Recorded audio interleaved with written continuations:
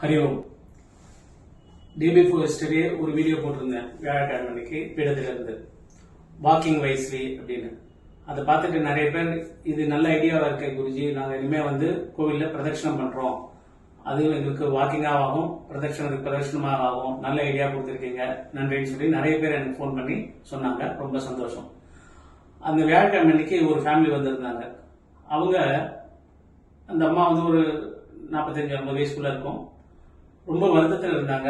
துக்கம் அதிகமா இருக்கு. அதாவது அவங்களுக்கு என்னன்னா, அந்த வார்த்தையை சொன்னாங்க. அவங்க அம்பாலையும் பார்த்துட்டு என்கிட்ட துக்கம் தொண்டையை அடைக்கிறது குருஜி. என்னம்மா விஷயம் அப்படின்னு. இல்ல, பையனுக்கு நாங்க எவ்வளவு முயற்சி பண்றோம், கல்யாணம் ஆக மாட்டேங்குது. இன்னொரு பையனுக்கு வேலை கிடைக்க மாட்டேங்குது. பொண்ணுக்கு நல்லா படிச்சிருக்கா, கல்யாணம் ஆக மாட்டேங்குது. இந்த மாதிரி எங்களுக்கு அது பெரிய ஒரு துக்கமாவே எனக்கு இருக்கு அப்படின்னு ரொம்ப ஃபீல் பண்ணாங்க. அப்ப நான் அவங்களுக்கு சொன்னேன், இந்த துக்கம் எல்லாம் போறதுக்கு தான் துர்கேசிதர் சுவாமி ரொம்ப அற்புதமா ஒரு ஸ்லோகம் சொல்லி கொடுத்திருக்காரு. அதுதான் துக்க நிவாரண அஷ்டகம்னு பேரு.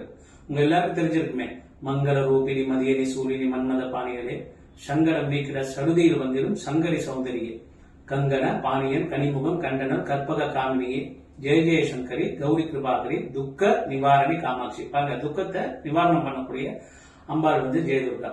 இந்த ஸ்லோகம் ஃபுல்லா இருக்கு இல்லையா, ஒரு அஷ்டகம்னு 8 பாட்டு இருக்கும். இதை சொல்லி 21 நாள் சொல்லுங்க. 21 நாளும் அம்பாளுக்கு நெய் விளக்கு உங்க வீட்டுல ஏத்துங்க. 21 நாளும் பால்ல கொஞ்சம் சக்கரை போட்டு அம்பாளுக்கு நைவேத்தியம் பண்ணுங்க. 21வது நாள் அவங்களுக்கு அம்பாளுக்கு நீங்க சக்கரை பொங்கல் பண்ணி உங்க வீட்டுல நைவேத்தியம் பண்ணுங்கன்னு சொல்லி கொடுத்தேன். இந்த மாதிரி நான் நிறைய பேருக்கு சொல்லி கொடுத்து அவங்க கஷ்டம்லாம் போயிருக்கு. இதை நீங்களும் ட்ரை பண்ணலாம். இந்த மாதிரி துக்கம் வரும்போது துக்க நிவாரண அஷ்டகம் படிக்கிறதுங்கிறது ஏற்கனவே பெரியவங்களுக்கு எல்லாம் தெரியும். அது உங்களுக்கு ஞாபகப்படுத்துறேன், கண்டிப்பா செய்யுங்க. இப்போ மருத்துவமா பாக்குறோம். மருத்துவம் பார்க்கும்போது பாருங்க, அவங்க துக்கம் தொண்டை அடைக்குது அப்படின்னு சொல்றாங்க, கண்ணில் தண்ணி வருது.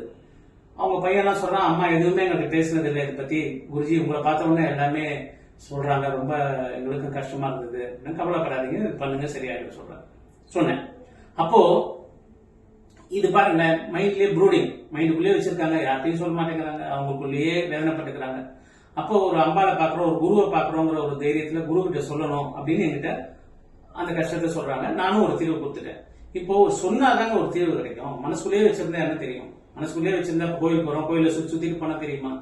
அதுக்குதான் சுவாமிகிட்ட சொல்லணும், குருமார்கள்ட்ட சொல்லணும். சொல்லும் போது நல்ல தீர்வு கிடைக்கும். இந்த மாதிரி இருக்கிறவங்களுக்கு, மைண்ட்லயே ப்ரூடிங் இருக்கிறவங்களுக்கு ஹோமியோபதி பாயிண்ட் ஆஃப் வியூல பார்க்கலாம். ஹோமியோபதி பாயிண்ட் ஆஃப் வியூல நிறைய மருந்து கொடுப்போம். பல்செட்ல இக்னேஷியா அப்படிங்கிற மருந்து எல்லாம் கொடுப்போம்.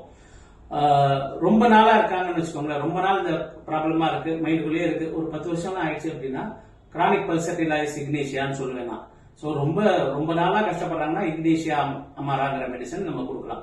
அதே மாதிரி ஆயுர்வேதத்துல பாத்தீங்கன்னா என்ன கொடுப்போம் அப்படின்னா, எல்லாருக்குமே முதல்ல அவங்களுடைய நரம்புகளை பலப்படுத்துறதுக்கு அஸ்வகந்தி கொடுப்போம்.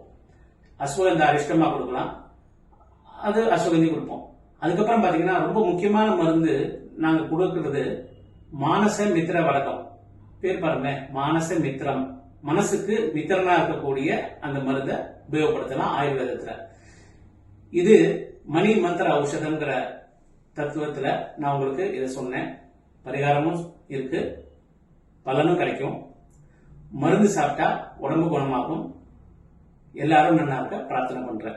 நன்றாக குருவாக, குருவே துணை.